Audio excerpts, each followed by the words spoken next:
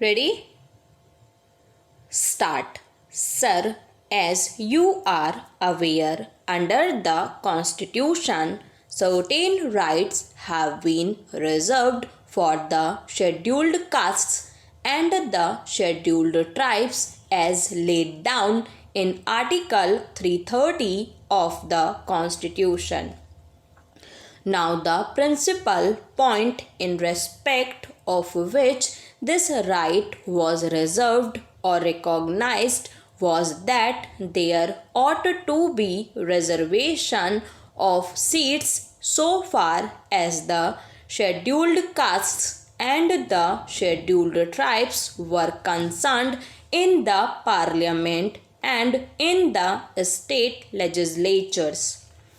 Then, sir, it was left to the president to prepare the lists and to promulgate them so far as these tribes were concerned, and therefore, under Article 341(1), these orders were issued by the president under the authority which had vested in him.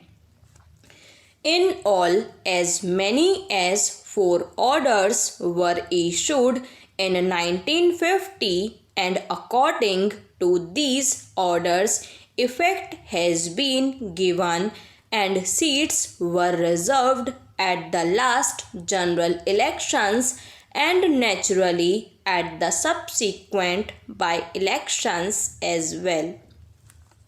Sir, at the time when these lists were under preparation and subsequently also a number of complaints were made to the government of India, and according to some the lists were incomplete, and according to other there were certain communities, certain tribes or castes which ought not to have been included, and therefore when under Article 340 of the Constitution the government appointed the Backward Classes Commission in 2003.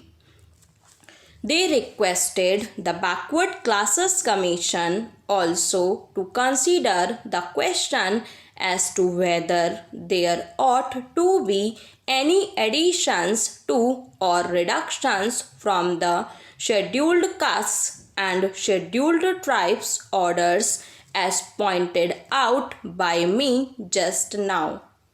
Now the whole question was considered by the Backward Classes Commission, and in volume 2 of their report they have dealt with this question on the information that they then had.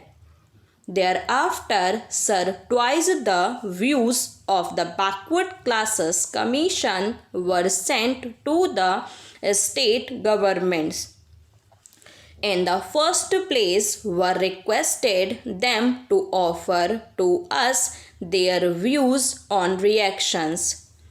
They were received, and thereafter the government considered all those matters as also the suggestions, and again sent back their tentative views to the state governments. The state governments considered this matter, and thereafter their views in a final shape came, and after the receipt of all this material and after considering all the circumstances, the government took certain decisions. Then, sir, there are certain matters which I should like to explain to this Honorable House so far as the main principles on which the present amending bill has been brought forward. The Backward Classes Commission, sir, made certain recommendations. In respect of these, there were three important suggestions that the Backward Classes Commission made. One was, as you are aware, sir, in respect of the untouchables amongst the Sikh community. Now, it was at one time contended that the Sikhs were not Hindus at all. That was rather a wide claim. Then they also contended that they had no caste system as such amongst the Sikhs. Therefore, there could be no question of any caste being recognized as a scheduled caste because, as you are aware, sir, the members should belong to the Hindu community, and it was one of the fundamental or vital points on which a community within that particular tribe or within the particular group of people could be recognized as a scheduled caste.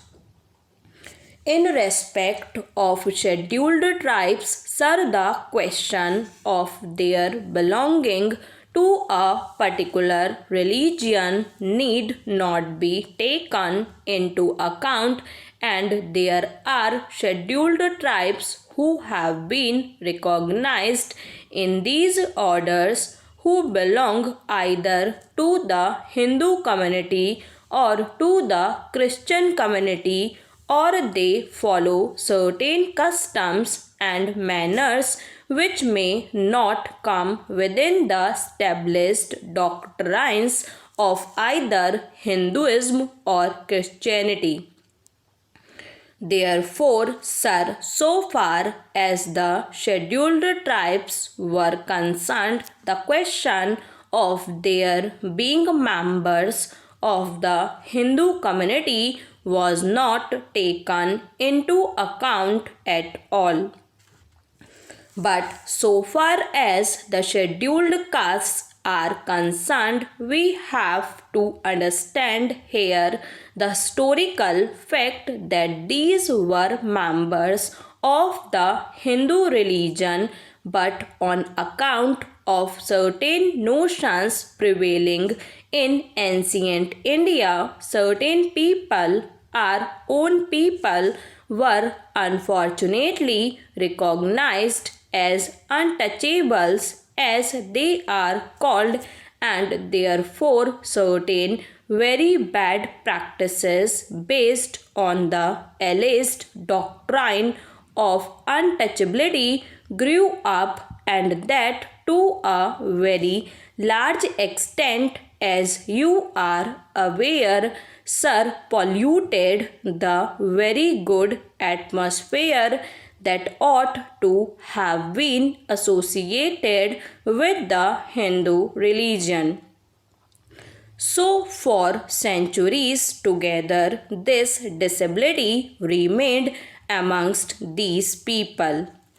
But thanks to Gandhiji and to a number of other great leaders of ours, this question was taken up, and since then, especially during the last 30 years, sir, considerable headway has been made so far as the annihilation of this practice of untouchability is concerned.